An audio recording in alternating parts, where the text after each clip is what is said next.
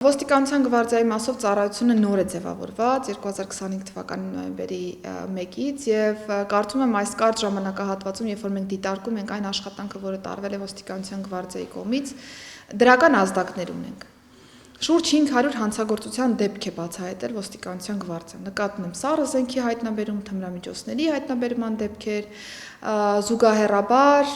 տարբեր իրավիճակներում նաև կանխարգելիչ աշխատանքներն է ուժեղացրել ոստիկանության գվարդիան։ Եթե մենք օրինակ անցած տարի խոսեինք այս թեմայով եւ ոստիկանության գվարդիայի կողքին դնեինք հանցագործության բացահայտման նույնիսկ եզրութաբանությունը, կարող էր ուղղակի խելագարության կանխավարկածի տրամաբանության մեջ ինչ-որ խոսակցություն թվալ։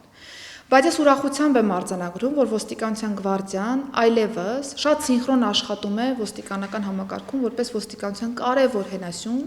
որը իր արժև դրված խնդիրներից չի տարանջատում նաև ոստիկանության մնացյալ ստորաբաժանումների արժև դրված խնդիրները։ Եվ եթե պրակտիկորեն առնչվում են հանցագործության դրվագի, դրանք բացահայտվում են, դրանք ընթացքավորվում են եւ բնականաբար արդեն մյուս ստորաբաժանումները տալիս են պատշաճ ընթացք այս իրավիճակներին։ Իրականում ոստիկանության գվարդիան անցնում է տրանսֆորմացիայի կարևորագույն փուլ։ Հավատացեք, շատ դժվար է ոստիկանության զորքերի նախկին աշխատակցից պահանջել այն բոլոր գործառույթները, որոնք այս պայծրությամբ դրված են ոստիկանության գվարդիայի առջև։ Բայց ես ուզում եմ փաստել, որ գվարդիայի հրամանատարից սկսած բոլորը շատ մեծ ոգևորությամբ քննարկում են այն նոր գործառույթները, այն նոր պրակտիկ, այսպես ասեմ, էլեմենտները, որոնք որ կան գործնականում եւ մենք հետեւողականորեն պիտի պահպանենք այս բոլոր արդյունքները եւ վստահ լինենք, որ այն խոսույթը, որը որ կա, որ ոստիկանության գվարդիան նոր անվտանգային երաշխավոր է պրակտիկորեն, մեր քաղաքացին պիտի կարողանա ամբողջ ծավալով զգալ։